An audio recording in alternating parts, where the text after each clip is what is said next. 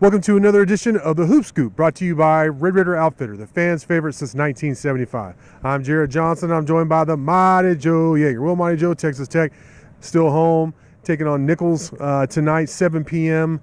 Here at the USA. We're actually out in front of the USA today. It is turning towards basketball season.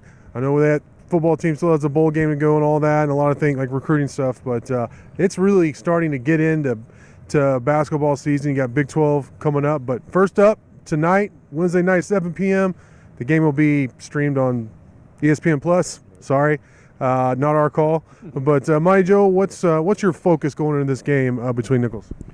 Well, I mean, it's one of those games where if you look at Nicholls and what they've done this year, and you compare them to a Big 12 team like Texas Tech, it should not be a contest. I mean, it really, there's nothing in what Nicholls has done to make you think they should be able to hang with Texas Tech. It could be anywhere from like a 15 to a 40-plus point margin for Texas Tech. Now, that's just in theory, though. I mean, there are a couple of things that could make this game a little bit more interesting than, it should be.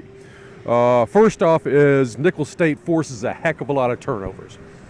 20 turnovers per game, which is a huge, huge number, and they score 23 points per game off of those turnovers. Well, what's Texas Tech's biggest weakness? Turnovers. Arguably ball security. Turning the ball over, they turn it over 15 times per game, which is not very good. It wasn't good at the beginning of the season. It's still not good, and I don't see any reason to think that it's going to improve dramatically anytime real soon. So that could be somewhat of an equalizing factor, a strength against a weakness. We'll just have to see how that plays out. You mentioned, I'm sorry. Go ahead. Please. You mentioned in your Jaeger shots, your Georgetown Jaeger shots, that it was a very schizophrenic game for the Red Raiders, and I thought that was a perfect way to describe it, as usual. And what was the biggest surprise in that game? I mean, Tech did end up winning by a pretty sizable margin, but man, at one point, it was just a one-possession game. Georgetown had the ball in the second half after, Tech got blitzkrieg, basically. Yeah, it was, just the collapse itself was rather a strange occurrence during the game, basically from, 5-6 minutes remaining in the first half on well into the second half, it was just a wipeout. It was exactly the sort of game that I thought it was going to be, with Texas Tech and Georgetown, because I consider Tech to be a heck of a lot better basketball team. You said 20 points, 20-plus point victory for Texas Tech. So I certainly didn't envision them just imploding that way. But I'll offer just a little bit of a theory here on that. Texas Tech got up 23 points in that game.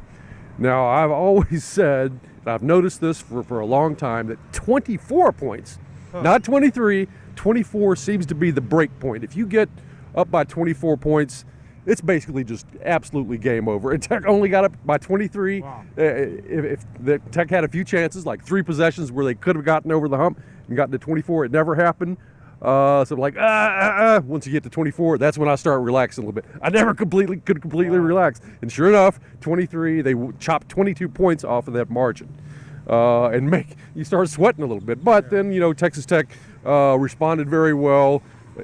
It's hard to shut it off and then turn the switch back on again, in a game. Yeah. But they managed to do that. I mean, they just went comatose there for a long period of time, almost blew the game, but then they were able to flip the switch back on again and win by 14 points. So the finish was good. The period where they got built that 23-point lead was good, but there was a really ugly patch there in the middle. Now, I don't think that's going to happen with Nicholls State, but, with the turnover situation, who knows? And there's one other thing with Nicholls State that you have to consider.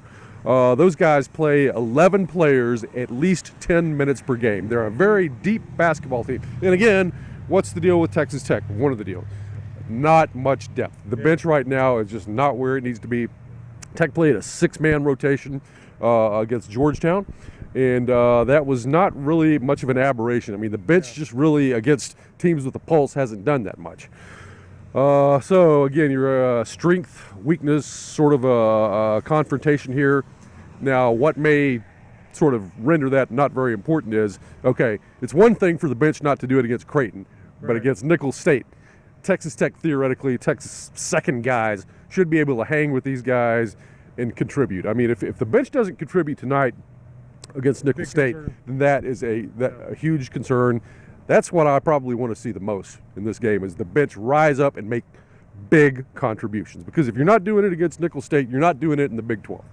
All right, well, you heard it from the Mighty Joe himself. Great stuff from you as always. Really appreciate y'all watching, and until next time.